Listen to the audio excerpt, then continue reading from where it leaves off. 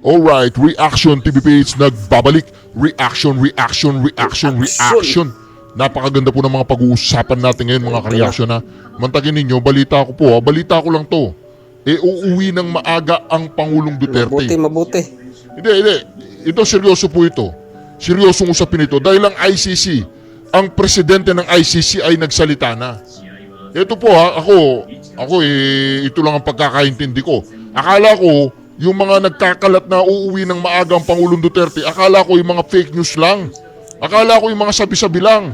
Siguro, hindi na po nakayanan ng ICC ang nakita nilang pag-aalsa ng buong mundo. Hindi lang mga Pilipino, kahit ibang lahi po. Nagsasalita na si President Rodrigo Roa Duterte ay isang dakila, ay isang mabuting presidente, ay isang bayani, at isang leader na pinapangarap ng kanilang bayan. Mga ka-reaction, inggit na inggit po ang buong mundo at maraming bansa sa panig ng mundo na nawa ay nangarap sila sa isang parte ng buhay nila na magkaroon sila ng isang Rodrigo Roa Duterte. Kaya naman nakita po mga ka-reaction ng ICC. Nakita ng ICC kung gaano kamahal ng buong Pilipinas, buong mundo, si President Rodrigo Roa Duterte. Yan. Diyan po nainggit si Bobong Marcos. Diyan po talaga naglulupasay ang mga Marcoses na bakit si Pangulong Duterte ay wala na sa posisyon, ay mas pinapakinggan pa siya kesa sa presidente yung nasa posisyon. Ang tawag dyan, insecurity. Or insecurities. Insecure si Bobong Marcos, insecure si Romualdez, insecure ang mga Remulla, insecure lahat yung mga yan. Di ba? Sino, ano pangalan ito? Si yung Defense Secretary ba yan? Si Gibo, insecure din yan. Akala ko si Gibo matinong tao. Akala ko lang pala yun. Saka itong si Anyo. Akala ko lang pala. Pero dito pakinggan po natin ang ICC ha. Ang ICC na mismo ang nagsalita ang ICC na po ang nagsalita na nagpaano na po siya, nagpaiwatig na sila na malapit na umuwi ang Pangulong Duterte. Na yan. Ito po, pakinggan po natin na kaya wag po tayong tumigil, lumabas sa kalsada, maglagay ng tarpaulin sa ating mga sasakyan, iwagayway ang bandila ng Pilipinas at isigaw po natin sabay-sabay. Duterte. Ito po, pakinggan po natin ang ICC mga ka-reaction. Ito na. Don't have jurisdiction. President ng ICC ng salita nito. Same thing I can tell you. For example, if crimes occur on the soil of non-state parties by non-state parties persons, we don't have jurisdiction. Whatever the crime is, unless UN Security Council refer the situation to us. So we have the limitation under the Rome Statute. What kind of crimes and what kind of people and the jurisdiction on the territory. So yan po, nagsalita na po ang United Nations Security Council. Sino po ang miyembro ng permanent ng United Nations Security Council? China, Russia, Amerika. Yan, British. Nagsalita na po sila na wala kayong jurisdiction dyan kay Rodrigo Roa Duterte. Siguro nagwala yung China at yung Russia. Nagwala siguro sila sa National Security Council. Kapag hindi nyo pinalaya at pinalabas si Rodrigo Roa Duterte, ay talagang makikita ninyo ang hinahanap ninyong pondo. Kaya naman dito mga ka-reaksyon, talagang marami pong natutuwa nang napanood nila ito. ICC President po yan, nagsalita na. Wala kayong jurisdiction sa Pangulong Duterte. Pauwiin nyo na siya para matigil na ang kahayupan, kaanimalan at panggagahasa dito sa bayang Pilipinas ng mga tiwaling lingkod bayan. Sino yung mga tiwaling lingkod bayan? Wala. Tanungin ninyo kung sino sila. Wala bang tiwali sa ating bayan? Wala daw. Perpekto ang ating republika. Lahat ng ating mga lingkod bayan, perpekto sila. Hindi sila tiwali. Walang tiwali ni isa. Wala. Pakitanggal po yung tiwali sa record in aid of the legislation. Magaling yan walang tiwali. Lahat ay mga matutuwid. Uuwi na yan. Uuwi na yan. Uuwi na yan. Uuwi na yan. Uuwi na yan. Uuwi na yan. Uuwi na yan, o, di ba? Kapag umuwi ang Pangulong Duterte, bago ang eleksyon sa Mayo, supalpal, suplak, poplaks, lahat po yan naghuli. Patawag natin si Diwata, magkakape siya sa bahay ng Pangulong Duterte. Buplax din yun. Diba? Tapos wala na. Si Bato de la Rosa, wala na yan. Wala na. Tapos na yun. Wala na. Hindi na nila uli yan. Napahiya na sila eh. Diba? Alam nga naman magpapadala na naman warrant of arrest yung ICC sa Interpol na kumpare ko. Hindi na pwede yun, mga kareaksyon. Kaya dito, sa gusto nyo marinig ulit, oh, play ko. Jurisdiction. Same thing. Oh. Same thing I can tell Oh. you. For Wala na nga. if crimes occur on the soil of non-state Non-parties. parties by non-state parties persons, we don't have jurisdiction. Oh. Whatever the crime is, unless UN Security Council refer the situation to us. Oh. So we have the limitation under the Rome Statute. What kind of crimes and what kind of people and the jurisdiction on the territory. Wala na nga ang jurisdiction. Diba? Wala na nga jurisdiction, pinilit pa ninyo. Ayan tuloy, nagsalita ng president ng ICC. Uuwi na yan. Pahiya ang mga gago. O yan o. Pahiya ang mga tarantado. O. Uuwi na yan. Uuwi na yan. Uuwi na yan. Diba? Mahina ako kote mo. O. Ulitin natin. Mahina ako Uuwi na kote mo. yan. O. Ulitin natin. Uuwi Mahina na ako yan. kote mo. O. Kanino kukote yan? Mahina Oh. ako kote mo. Wala kang kapana-panalo dito. O. Sino yun? Sino kayang mahina ang kukote niyan? Wala kang kapana-panalo dito. Oh, di ba? Sino kaya tinutukoy ni Madam Badoy? Gusto kong mamit si Madam Badoy eh. Magpapapicture ako sa kanya na nakaganyan. Nakaganon. Oh, Madam Badoy ha.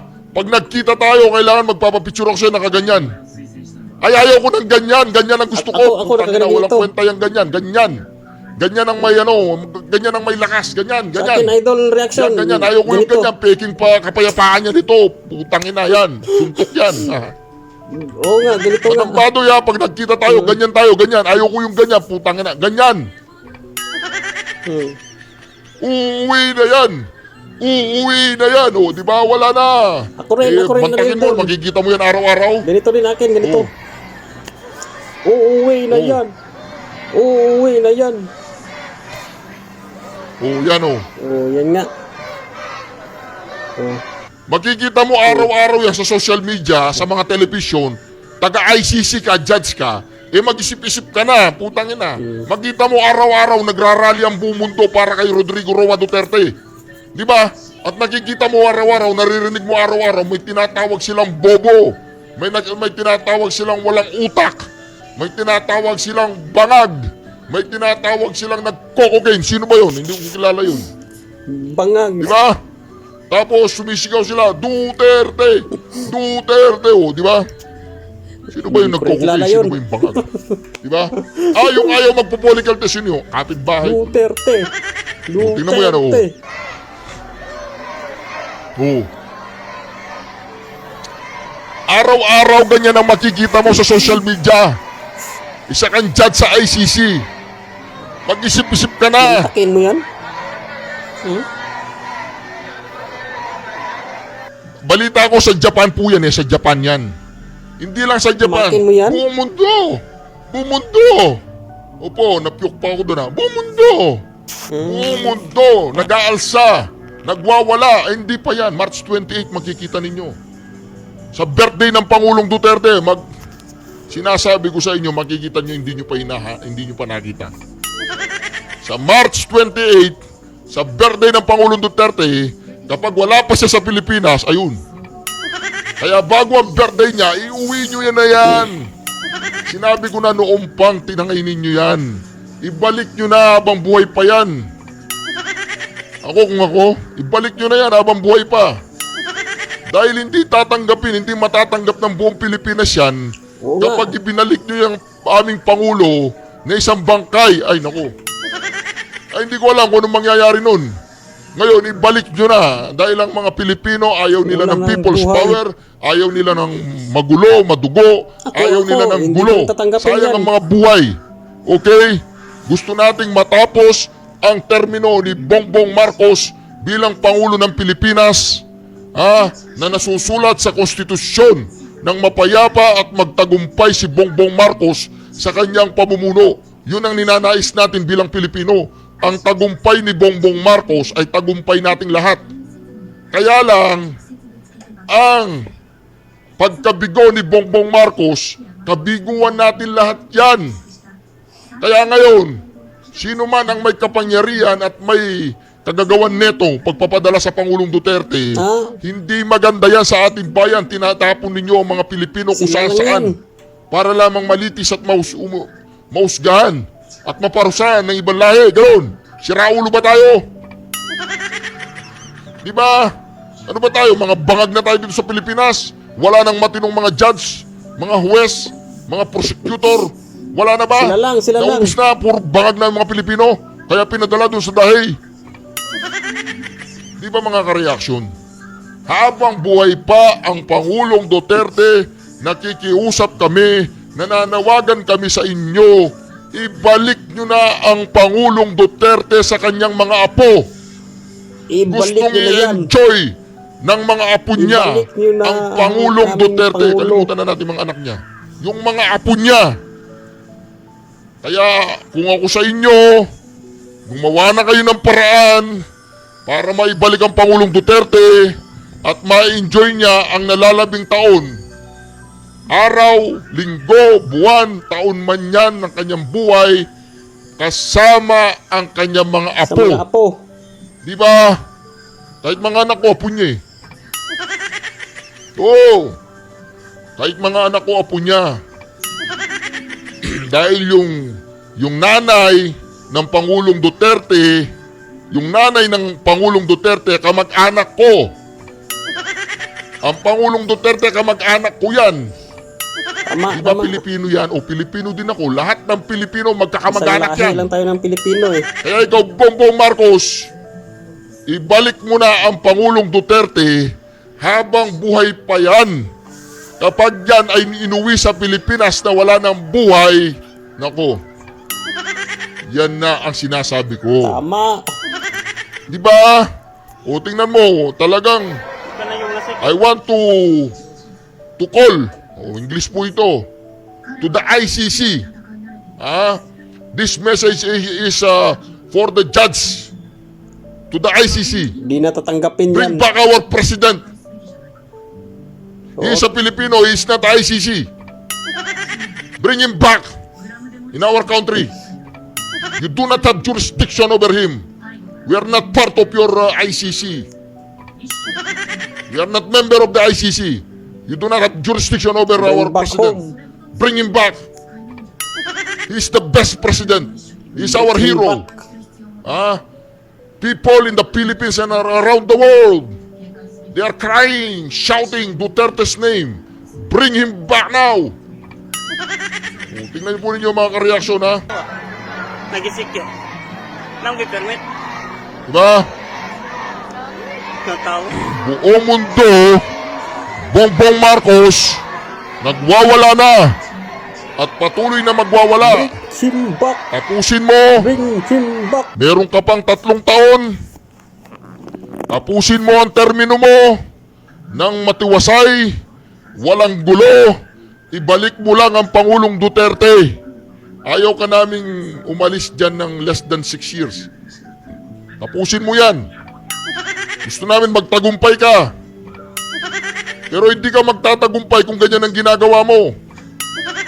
Dinidivide mo ang Pilipinas. Sinabi na nga ng Pangulong Duterte, kailangan mailibing ang tatay mo doon sa libingan ng mga bayani dahil lang ang issue na yan ay nagdi-divide sa Pilipinas.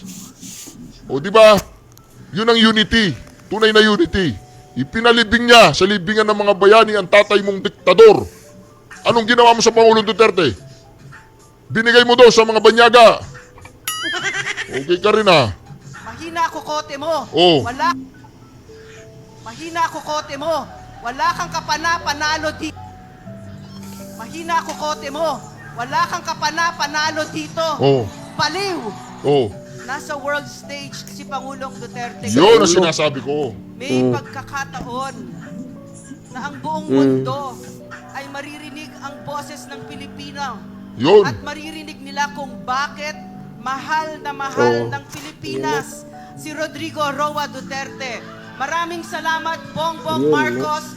Binigay mo sa amin yung pagkakataon na yan na makikita ng mundo na nagkaroon ng President Rodrigo Roa Duterte na kung saan bawat Pilipino sa Europa ngayon ay nandun at hindi siya iiwan. Phenomenal President. Maraming salamat, Bongbong Marcos. Mahina kokote mo. Wala kang kapana-panalo dito. Baliw. Di ba? Narinig mo yun, Bongbong Marcos? Hindi ako nagsabi noon ha, mahina daw kokote mo, baliw ka. Hindi ako nagsabi noon, sinabi yun ni Idol Badoy, si Madam. O ito, pakinggan po natin ito mga kareaksyon. Nalalagasan na po si Bongbong Marcos. Nauubusan na siya ng mga senador. Unang-unang kumalas ang kanyang ate na wala, hindi naman natin iboboto yun eh.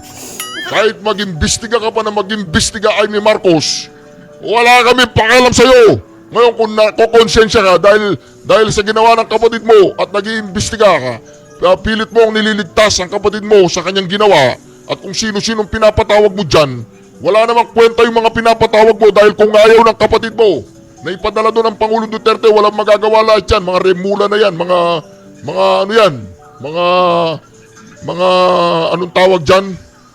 Sekretary lang mga yan. Pero na lang, kung silang kumokontrol sa kapatid mo, ibang usapan yun. Diba? Kung ayaw ng kapatid mo, hindi tatangayin doon sa papuntang dahi. Pero okay lang yan. Nandyan na yan eh. At least ngayon, nalaman ng buong mundo kung gaano kalupit, kung gaano katindi ang greatness ng Pangulong Duterte. Ha? Ginising mo ang damdamin ng buong Pilipinas, ang damdamin ng mamamayang Pilipino, at ipinakita mo ng mga Marcoses ay talagang ganyan lang ang kaya nilang gawin. Supili ng mga kalaban, patahimikin ng mga kalaban. Pero dito, wala na, tapos na to. Hindi na mananahimik ang buong Pilipinas. Tingnan mo yung mga pinatawag nilang mga vlogger. Oo, fake news kami, ganoon, okay lang yun. Fake news kami, okay na, fake news kami. Paano ako magiging fake news kung hindi naman ako newscaster? Hindi naman ako journalist? Hindi naman ako reporter? Paano ako magiging fake news nun? Wala nga akong binabalita dito, nagre-react lang ako eh. Binabalita ako dito, nagre-react ako dito. Iuwi mo ang Pangulong Duterte matapos na ang usapan. Para ma-enjoy niya ang kanyang mga apo. Ikaw, may apo ka na ba? Wala pa? Mararamdaman mo yan pag hindi mo ma-enjoy ang mga apo mo pagdating ng araw. Tandaan mo yan. Oo. Diba? Ganun lang yun eh. Pakinggan natin ha. Magkaisa po tayo sa ating alyansa. At huwag natin gawing alyansa lamang nitong 11 na tao. O 10, gusto na niyang tanggalin si Bilyar. Paubos yan, palagas yan, bago magmayo, mag-isa na lang yan sa stage. Magkaisa po tayo sa wala na ako senador. Si ano na lang, yung gumaganyan din, anong pangalan nun? Yung dating DILG. Yung nakasalamin. Anong pangalan nun? Basta, dating yun, MMDA ni Pangulong Duterte. Diba, yun na lang ang matitira. Tsaka si Erich Sylvester. Dinala ang matris ng nanay niya doon sa, hindi sa Dahi, sa Hawaii. Oy, Erich, balita ko, galit na galit ka sa fake news ha. Erich, may sinabi dito si Erich ha. Di ka pa ba nagtino, Erich? Ayan Erwin Tulfo, even those just sharing fake news should be penalized. Gago ka ba? Gago ka ba, Erich? Putang ina ka ba? Tanong lang yan, gago ka ba at putang ina ka ba? Fake news, yung fake birth certificate, hindi ba pwedeng penalize yun? Yung fake citizens, yung birth certificate mo na fake, at pangalan mo na fake, hindi ba pwedeng penalize yun ng ating lipunan? Gago ka ba, Erich? Putang ina ka ba? Tanong lang. Tawagin mo nga si Hello? Nandiyan po ba si Raymar Santiago? Si Raymar Santiago. Yung bumugbog dun sa kuya neto. Isa rin gago yung kuya neto eh. Yung bumugbog. Oo, si Montulfo. Oo, pagsabi kay Raymond Santiago, kausapin niya itong si Erich Sylvester Tulfo. Oo, nagdadadada na naman patungkol sa fake news. Oo, yung fake birth certificate niya, pakisabi sa kanya, kausapin niya. Oo. Joke lang yun, wala akong kinausap. Tsaka by the way, pakitanggal po yung salitang gago. Ginago ko kasi si Montulfo. O, pakitanggal yung gago in aid of the legislation. Matanda na, tinawag mo pang gago eh. Sorry po Sir Montulfo. Hindi ka gago. Hindi ko lang alam kung ang buong Pilipinas, gago ka para sa kanila. Pero para sa akin, hindi ka gago. Nadulas lang ang dila ko. Gago ka ba, sir? Hindi naman. O, hindi. O, pakitanggal po yung gago in aid of the legislation. O, tinanggal ko na. Anyway, mga kareaksyon, nakikita po ninyo yung tao na yan. Ha? Mauubos na! Mauubos na ang mga senador mo, Bongbong Marcos. Di ba ganun yan? Ito ha. Pakinggan natin ito, pakinggan natin.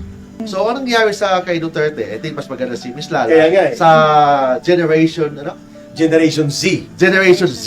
So, Bataan makinig kayo, mas ha? maganda siya muna mag-explain bago tayo mag-explain. Maganda yung pagbibigay ng context ni ka-partner ko, Atty. Mark Tolentino.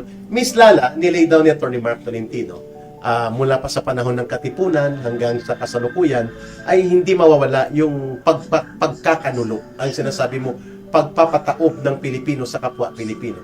What you're about to say is, paano mo naramdaman na mukhang may correlation sa historical reference sa nangyari kay General Luna?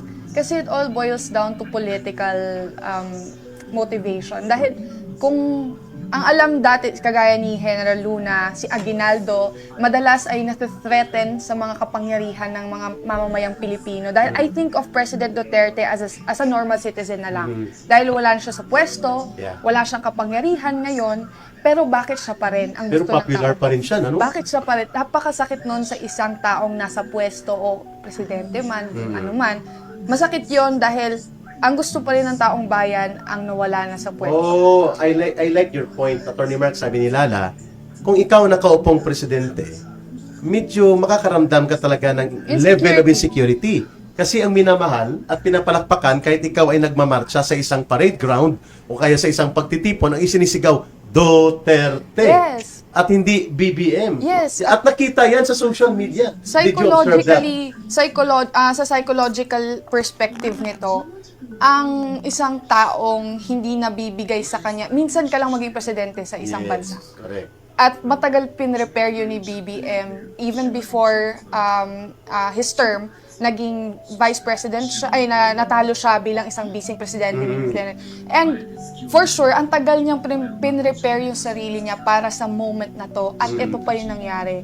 So, sobrang lakas ng insecurity dahil for sure naman, ako din, hindi ko kayang i-jeopardize yung opportunity na yon bilang isang presidente dahil alam ko minsan lang mangyayari to. Kaya nagtataka ako, bakit niya nagawa yun even though he is aware na mahal ng taong bayan yung kinakalaban niya. You're trying to say, gusto kong kuhanan si Atty. Mark ng reaction. Ang punto ni Lala, hindi lang historical reference.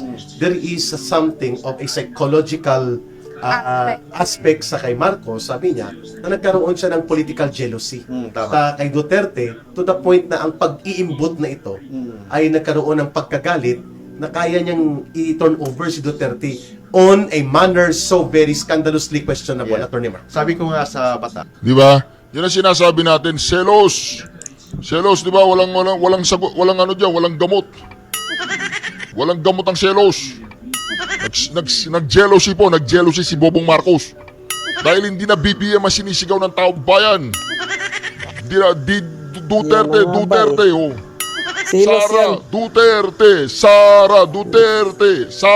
Duterte, oh.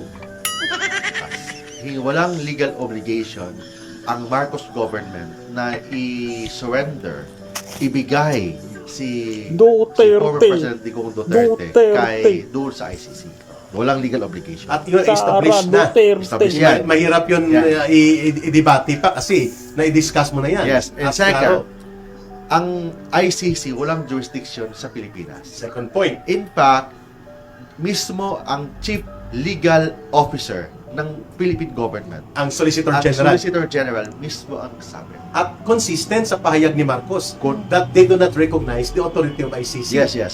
So, Correct, sabi pa correct, ni Solgen Guevara, hindi yan personal stand niya. Kundi- It is an institutional stand. Kinorek niya si Claire Castro. When we say institutional stand, kasi I used to work with the Office of the Solicitor Ay, tama. General. Naging abogado po ng Solicitor General's Office, Yes. Attorney Mark. I think mga 4 years ago. 4 years. 4 years ago doon. So doon ako nag-umpisa Mm. bago ako naging Mark Tolentino. Oh. So doon ako nag-umpisa So, sa Solgen sa lawyer Solgen. pala ito. Ang Solicitor General, hindi lang yan lawyer ng government ng Pilipinas. It is also a tribute to the Filipino people. What do you mean by that? Ibig sabihin, hindi lang siya lawyer ng gobyerno ng Pilipinas. Mhm. Lawyer siya ng bawat Pilipino. Oh. Ibig sabihin, kung kailangan ng Office of the Solicitor General na mag-stand, pwedeng siyang magtanggi sa gobyerno ng Pilipinas kung kailangan niyang depensahan ang interest ng bawat Pilipino. Kasi, ang punto mo, malinaw na wala tayong treaty obligation sa ICC. Yes, tama. So, bakit So- i-represent ang government interest sa So- isang bagay na wala tayong obligasyon? So, yung sinasabi ni Claire Castro, parang wala yun sa libro, Ngay, medyo, wala yun sa, I don't know kung saan galing yung medyo arrogante, Attorney Mark, no? I think may nagsumbong sa akin na yung mga vlogs ko daw, Pinapanood kinakriticize niya? niya. Pinakriticize niya. Word for word na pinagsasabi ko, I think issue yun ni... Nung bago siya maging barker ng Malacanang. Bago siya naging barker. 1 month or 2 months? Barker. 2 months. 2 months bago siya naging... Ang item niya, presidential press officer. Wow. Pero ang kanyang ginagawa, parang barker sa Cubao na, Cubao! sa Bisaya pa, tagapaghot. Tagapaghot. Ay doon to sa Ilonggo. Anong tawag doon? Taga-taghol. Taghot. Paghot sa... Ano ba sa Tagalog yung paghot? Tahol. Tahol. O, taga-tahol. Taga-tahol, paghot, ang tawag ba? So siya mismo, pinipersonal ako. So may mga pinagsasabi siya na Oo nga eh, madami itong First sa akin, away masyado to eh. as a lawyer, we should respect each other. Kung anong ayaw sa view ko, di, okay lang naman. But hindi naman siya pwede magsalita na below the belt. And the way she, maano lang kay Attorney Mark, the way she insulted the Solgen, sinabi niya, I don't know if the Solicitor General still understands that if he can still belong to this government. Pinangungunahan niya ang principal niya na si Marcos. Tama. So, So very arrogant. a spokesperson, kailangan she or she should not talk beyond sa mga, kasi beyond sa kanyang principal. Klaro Ano yung authority? Okay, yun ang sabihin mo. Spokesman ka lang, wala kang authority magbigay ng opinion. Tagapag-relay ka lang. Ibig sabihin, pag aso ka, tagapaghot ka lang. Ayun, tagatahol ka lang kung anong gusto ipatahol ng iyong Oo, principal. patahol sa'yo. Ganyan, tahol mo. Eh, hindi ka nagsabi si Marcos na siyang principal kung mali o hindi ang ginawa ni Solicitor General. So, the role of the spokesperson, okay, like for example, may mga spokesperson tayo, like for example, Tagatahol. si Attorney Harry Harry Roque. naging Taga-aw-aw spokesperson lang, yan. taga-aw-aw. Si Sa Attorney Sal Panelo. Sal Panelo, naging spokesperson yan. Oo. Wala, hindi sila nagbibigay ng personal opinion. Kundi kung ano ang mensahe ng Pangulo. Kung ano yung sinasabi ng Pangulo, yun ang sasabihin mo. Yun yan ha. Hindi ka pwede magbigay ng opinion kasi you are the presidential spokesperson. Yes. Kasi spokesperson, hanggang kung ano yung sinasabi ng Pangulo, dun lang. Oh, so pinangunahan niya, Ibig sabihin, kung magsalita siya beyond that, parang sinasabi, he or she is putting words into the mouth of the president. And delikado yon. Delikado yan. Sapagkat ang otoridad ng presidente, when the president speaks of a public office or a public policy, may epekto yan sa taong bayan. Yes, tama. So, kung anong sinasabi ng principal, dapat yun lang. Attorney Mark, balikan ko si Lala. Okay, dito tayo. Sa binabanggit mo, may binabanggit si Attorney Mark Lala. Sabi niya, nakakalungkot na yung ambisyon sa politika at yung mga interes sa politika nangingibabaw doon sa interes ng bansa. Which you're saying na mukhang ang personal na pagkagalit ni Marcos mula doon sa political jealousy niya on the aspect of psychological aspect nito ay mukhang nangibabaw doon sa pilitang pagkuha kay Pangulong Duterte. Yes, kasi dati, si BBM, very contradictory yung mga nangyari ngayon sa mga sinabi niya dati na hindi pa siya presidente. Sabi niya noon, we will not coordinate with ICC. Yes, narinig namin yan. Yes. And the other one is, again, tinanong siya about sa impeachment case ni VP Sara Duterte and he's the one who, siya yung nag-go signal din doon. If I'm not mistaken, marami din mga nagsabi. Una, Bago po natin ituloy ito, credit po sa video na ito kay Kuya Mark Tolentino, isa po siyang lawyer. Mag-subscribe po kayo sa kanya sa Facebook and YouTube, okay? Mabuhay po kayo, Kuya Mark Tolentino. Kay Eric, mabuhay din po kayo. At saka kay Madam Lala, Vinson ba to? Yung anak ni Roy Vinson. Mabuhay po kayong tatlo. Patuloy lang po. Sabi niya, Sara Duterte is just a storm in a cup of tea. Yes. She's insignificant. Oh, yes, yes. Insignificant. Yeah, ininsulto pa niya. So, insignificant. So, waste of government resources. Yes, yun ang sabi niya. Tapos, bakit ang yung anak niya mismo ang unang nakapirma? At sabi niya, wala tayong magawa kasi yun ang kagustuhan ng mga congressman. Nag-usap-usap pala sila.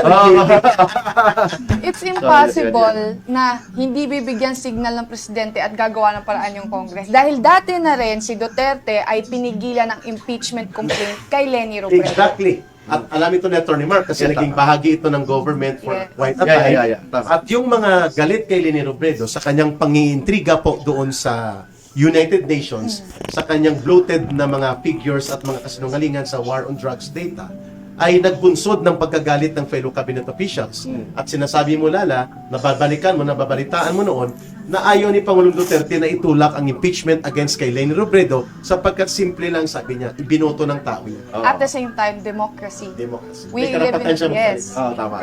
Kahit daw, I believe he is saying na even though she is harping with my opinions as president, but we live in a democratic society. So kailangan i-exercise and dahil binoto siya ng mga tao.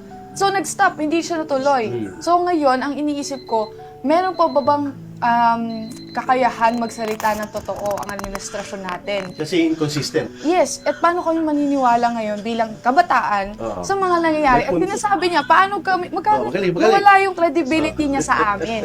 Dahil ang dami niyang mga, una sa lahat, yung trust and confidence namin sa kanya. May mga videos na kumalat. At sitting in a country and I am living here, nagbabayad tayo ng taxes sa ating paraan na kaya nating magbayad. At nakakadismay dahil maraming mga nakikinabang sa pera na yon na hindi naman pala dapat. Kaya sana bilang isang kami yung nakikinabang ngayon mga kabataan Sana alagaan kami kagaya ng pag-alaga sa amin noon dahil naramdaman ko yon. Ngayon nakikita ko kabila-kabila yung mga krimen na Are nangyayari. you worried now? I am very worried, lalo na sa mga foreign Credit visitors reaction Lalo na yung TV. inyong Dami generation, namatay. you're Subscribe, living guys. out the life, yung mga trabaho nyo, karamihan panggabi. Mga Yes. centers,